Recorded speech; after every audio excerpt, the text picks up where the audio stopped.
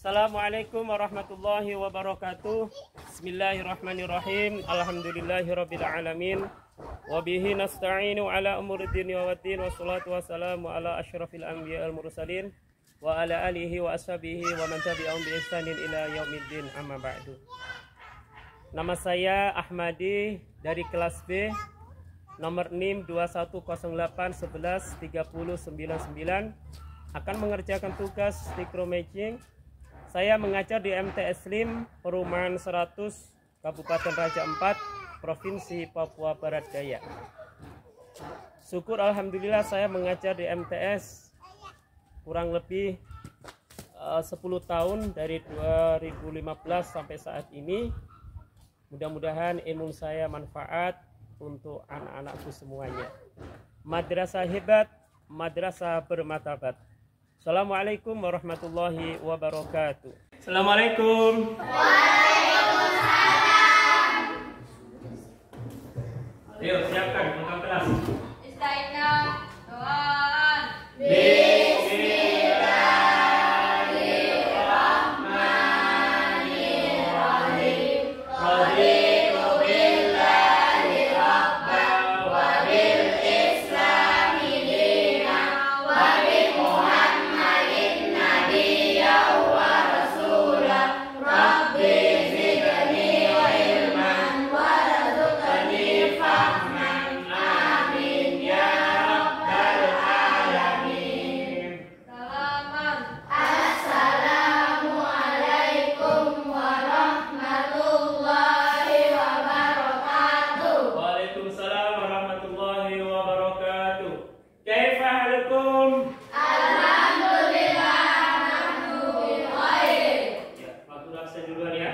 Aisyah Putri, Anissa Dwi Amelia, Aslan Simatupang, Jafar, Eki, Farhan Amal, Hajira, Indriani, Kelvianti, Hiar, Nur Fadila Usman, Putri Umia, Sasha, Siti Luluatul Jannah, Syafira, Syahrul Ramadan, Samsul, Sifa, Zaki.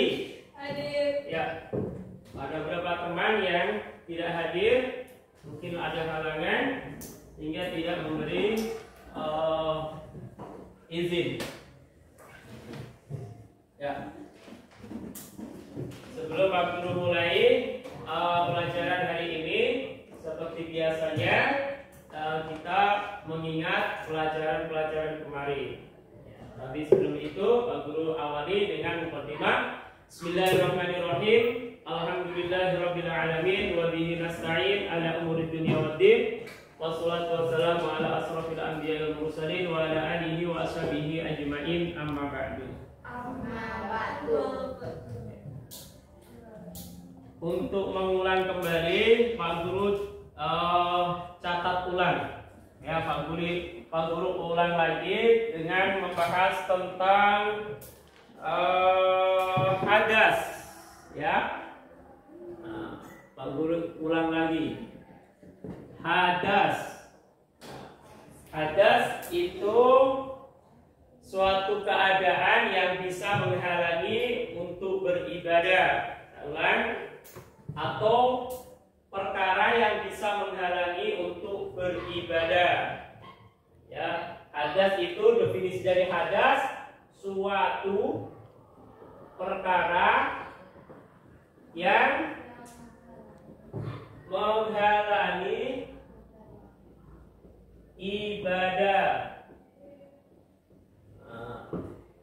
Suatu perkara yang menghalangi ibadah. Ibadah itu apa saja? Seperti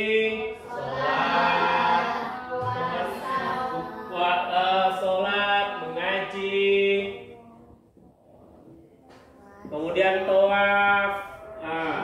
Itu menghalangi ibadah. Kalau sholatnya apa? Sholat ada hadas, menyandang hadas berarti tidak sah.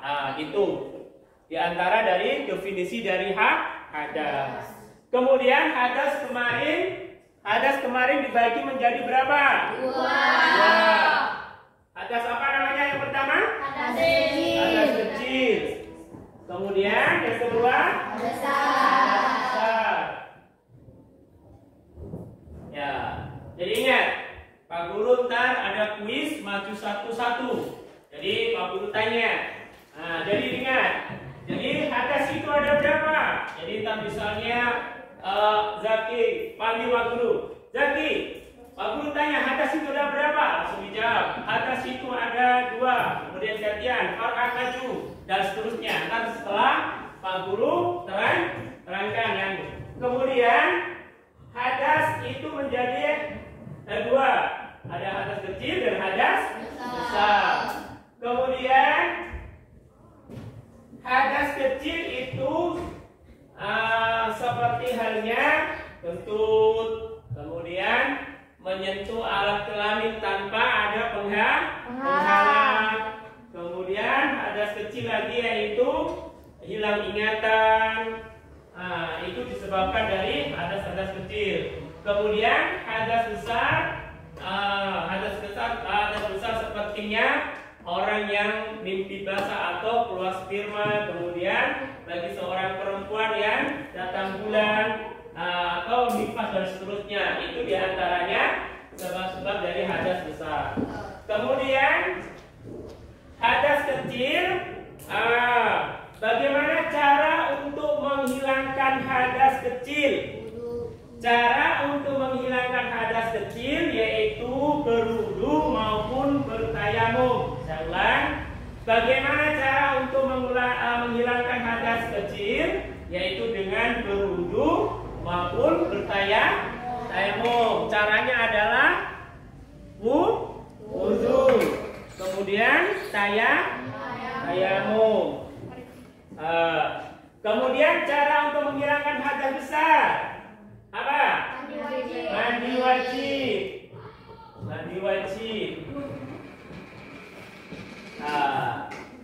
Aku ulang.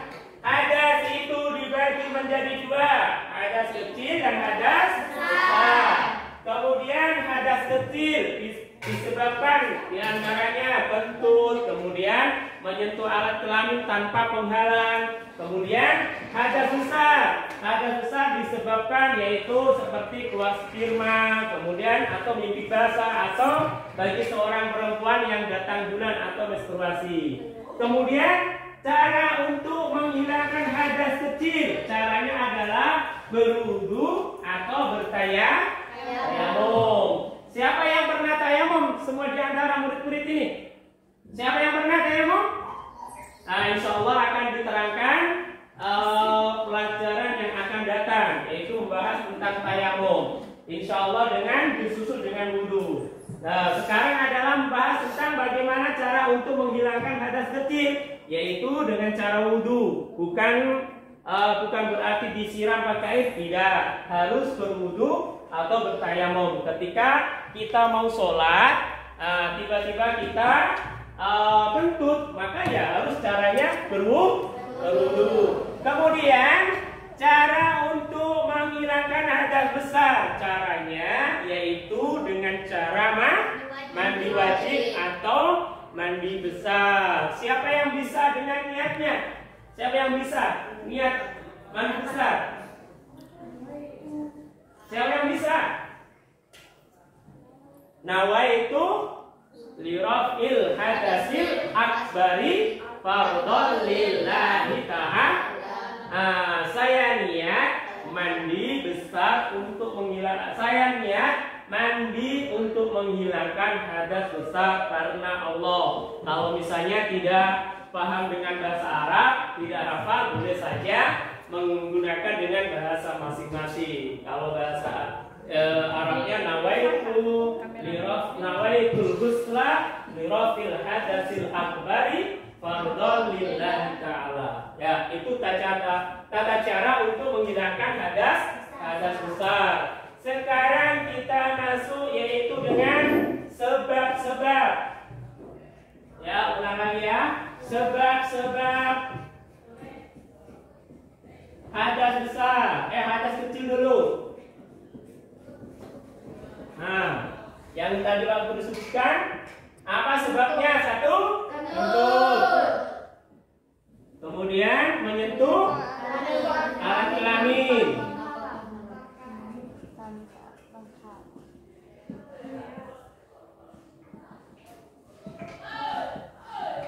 Tanpa penghalang. Kemudian yaitu menyentuh kulit lawan jenis.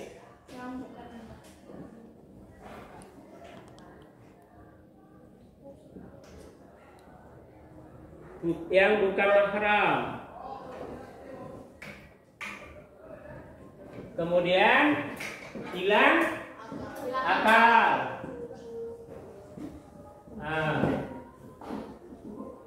Kemudian saya ulang lagi. Sebab-sebab hadas kecil. Satu, kentut. Kemudian menyentuh alat kelamin tanpa penghalang. Kemudian menyentuh kulit lawan jenis tanpa penghalang yang bukan mahram. Kemudian hilang akal atau mabuk. Itu diantaranya sebab-sebab hadas kecil. Kemudian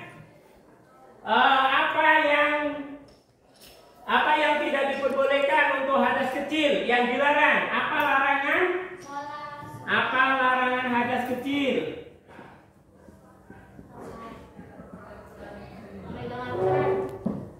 Apa larangannya? Sholat. Kemudian tawaf. Kemudian menyentuh Al-Quran atau Al-Quran atau mushaf. Kemudian membawa Al-Quran. Ulang. Apa larangan hadas kecil? Satu, sholat. Kemudian tawaf. Kemudian menyentuh Al-Quran. Kemudian membawa Al-Quran. Larangan-larangan ini maka tidak boleh. Kalian kalau ingin mengaji itu harus mengambil air wudu. Allah Ta'ala berfirman, Innallaha yuhibbul mutatahhirin. Sesungguhnya Allah itu mencintai orang-orang yang bersesuci. Jadi kalau ingin sholat harus mengambil wudu. Kalau tawaf itu artinya apa? Tawaf itu mengelilingi Ka'bah. Ya, mudah-mudahan kita semuanya bisa naik haji dan umroh di sana. Allahumma amin. Jadi tawaf itu prakteknya adalah atau ibadahnya ya di sana, di Mekah sana. Maka ada tawaf. Kalau tawaf berarti mengelilingi Ka'bah itu harus berwudu dulu dalam keadaan suci. Kemudian larangan yang selanjutnya adalah menyentuh Al-Quran. Pak Guru ingatkan, kalau ingin menyentuh Al-Quran, kalau misalnya ada Al-Quran, itu harus kita ambil air wudu, jangan Al-Quran langsung diambil. Itu adalah larangan. Kita kan menyandang hadas kecil, habis kentut misalnya, atau menyentuh kulit lawan jenis dan seterusnya. Maka kalau ingin memegang Al-Quran, itu harus berwudu. Kemudian selanjutnya adalah membawa Al-Quran. Ini juga membawa Al-Quran itu harus dalam keadaan suci. Paham? Al-Quran itu adalah kalamullah. Beda dengan buku kayak gini, buku materi pelajaran fikih. Kalian pegang dalam keadaan tidak wudu ya tidak apa-apa. Tapi kalau Al-Quran itu harus membawa, menyentuh, harus dalam keadaan suci. Pak Guru kalau misalnya membacanya tidak apa-apa dalam keadaan hadas kecil. Tapi kalau menyandang hadas besar, kalau niat membaca tidak boleh. Paham ya? Kalau kalian dalam keadaan halangan tidak boleh membaca. Kalau niatnya ingin mengaji, kalau berzikir, niatnya berzikir tidak apa-apa. Paham ini? Ya. Kemudian Pak Guru lanjutkan dengan sebab-sebab hadas besar. Sebab-sebab hadas besar. Sebabnya apa? Satu, keluar sperma atau mimpi basah, ya. Mimpi basah itu artinya bukan kencing ya. Jangan salah paham. Mimpi basah itu dia mimpi kemudian keluar cairan yang warnanya putih, kemudian kalau baunya seperti adonan roti. Nah, maka dikatakan sperma. Kemudian sebabnya hadas besar yaitu haid. Bagi seorang perempuan yang laki-laki tidak haid. Pak Guru, kalau orang laki-laki biasanya anak laki mempunyai malas. Malas itu bukan halangan, tetapi itu adalah memang sifatnya malas. Suruh sholat tidak mau, mengaji tidak mau. Itu karena malas. Yang ketiga adalah nifas. Nifas itu darah yang keluar ketika orang itu mengiringi melahirkan seorang anak atau seorang anak bayi. Jadi sebab-sebab ini hadas besar. Perlu diingat, sebab-sebab hadas besar yaitu keluar sperma, haid, nifas. Bagi seorang laki-laki perempuan yang sudah berumah tangga, yang sudah menikah, yaitu diantaranya adalah ini, yaitu keluar sperma. Ya, bisa dimengerti? Bisa. Kemudian apa larangannya? Sekarang larangan hadas besar. Larangannya apa saja? Sholat. Kemudian sholat. Kemudian tawaf. Kemudian berdiam diri di dalam masjid. Kemudian niat membaca Al-Qur'an. Jadi larangan-larangan dari hadas besar itu beda dengan larangan hadas kecil. Karena larangannya diantara satu, sholat sama, ya. Sholat hadas kecil larangannya tidak boleh sholat. Hadas besar larangannya tidak boleh sholat. Larangan hadas besar tidak boleh tawaf. Larangan hadas kecil tidak boleh tawaf. Kemudian menyentuh Al-Quran, membaca Al-Quran itu juga boleh. Yang membedakan adalah berdiam diri di masjid atau duduk di masjid. Niat ingin berdiam di masjid itu tidak boleh, hukumnya haram, dosa. Tapi kalau hadas kecil yaitu kalau hadas kecil adalah tidak apa-apa. Kalau kalian misalnya kentut kemudian yang duduk di masjid ya tidak apa-apa. Tapi kalau hadas besar maka tidak boleh. Bisa dimengerti? Paham? Siapa yang tidak paham tanya? Paham semua ya? Jadi Pak Guru saya suruh maju satu-satu ditanya. Ya. Kalau tidak paham berarti diulang lagi. Ya. Tapi Pak Guru ulang dulu. Ya. Sebelum Pak Guru kasih pertanyaan, Pak Guru ulang lagi. Hadas adalah suatu perkara yang bisa menghalangi seseorang beribadah. Kemudian hadas itu dibagi menjadi dua, hadas kecil dan hadas besar. Kemudian hadas kecil, apa sebabnya hadas kecil? Hadas kecil tentu dan seterusnya. Apa sebabnya hadas besar? Hadas besar yaitu orang yang keluar sperma atau nifas atau haid. Sebab larangannya tidak boleh sholat dan seterusnya. Jadi perlu ini diingat untuk mengingat-ingat dari masalah ibadah kita supaya ibadah kita betul dan benar. Karena menjaga dari ibadah kita itu harus bersih dari hadas, baik hadas kecil maupun hadas besar. Ya. Zaki, maju duluan. Zaki.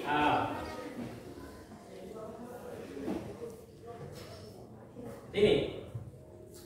Ya. Jadi pertanyaan hadap sini Zaki. Pak Guru tanya. Hadas itu dibagi menjadi berapa? Wah, yang pertama? Yang kedua? Ya betul. Paham?